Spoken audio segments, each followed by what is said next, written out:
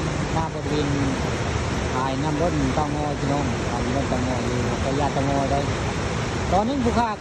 ก็ได้จะถ่ายเนาะถ่ายภาพน้ำร้นได้วันนี้แจ็คพระเจ้ามาข้างในวันนี้มียิงส่งคนผู้มาในป่ายิงส่งคนผู้มาในป่านี่ถึงว่าไม้นี่นะนี่มันลงมาต้องจะลุ่มอยู่ร่างจะลุ่มมาได้ยากประมาณนี้มันต้องเรื่องยาสองยานี่ประจำถ้าไปทำมาประตูเลี้ยวมาเห็นทางซ้ายมือเลยเห็นเท่าสองคนออกมาเนี่ยพุ่งไม้เลยพุ่งไม้ทางซ้ายนี่นะเจ้าพุ่งมาน้องคนนี้พุ่งมาย่อย่อยาเต็มหมดเลยลงมาแล้วยานี่ลงมาแล้วนี่คือภาพบรรยากาศพระเจ้ามันย่อย่อจะมุ่งมาน้ำลายพี่น้องตามพระเจ้าเอามันถือดีจะได้ปลาคนที่เคยเว้นก็ถือได้พระเจ้าเอาเลยปลาโอเคพระเจ้าจะมาตึกตอนสร้างกับตนเองนะเจ้าถูกนะนี่ก็คือภาพบรรยากาศพระเจ้าว่าย่อย่อจะนุ่งบริเวณภายในรุ่นวัดตะงอยพี่น้องภาพบรรยากาศบรรยากาศอันพระเจ้ามาย่อย่อจะนุ่งได้ตอนนึงบ่เห็นได้ตอนนึงบ่เห็นพระเจ้าแต่บัดนี้เห็นแต่บัดนี้เห็นมายิงสองคนนะไม่ย่อย่อจะนุ่งพี่น้องมาย่อย่อจะนุ่งบริเวณน้ำพุงตะงอยได้นี่คือภาพบรรยากาศตอนเช้าวันนี้ภาพคนมาต้องย่อย่อจะนุ่งมาให้เบิ่งนะ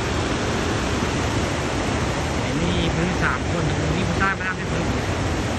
ใช่คนนี้ไม่แท้3มา2มันไม่3เมื่อวานนี้ใช่คนนี้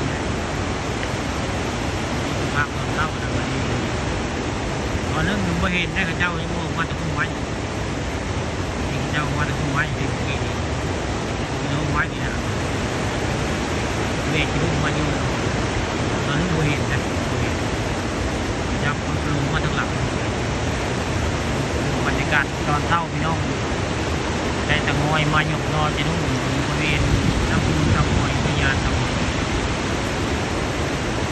เนื่องจากตอนแรกมันผู้ข้ามากก็เลยถามพระเจ้าว่าได้นะมาหยกนอนตอนแรกกับตอนเช้าพระเจ้าได้ปลาหูเพียงปลาหูเพียงคือปลาบอกนั่นแหละวันเฮาปลาบอกบริเวณนี้พระเจ้ามาหยกนอนพระเจ้านี่คือภาพแก่งวัดตะงอยน้ำพุวัดตะงอยแล้วพี่น้องซึ่งคือไปก็จะเป็น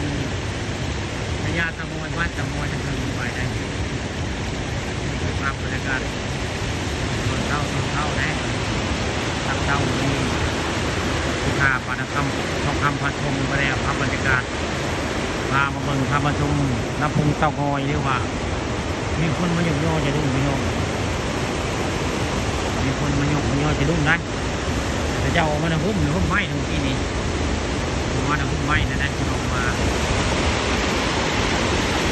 ครับบรรยากาศภายในบนพญาตะมู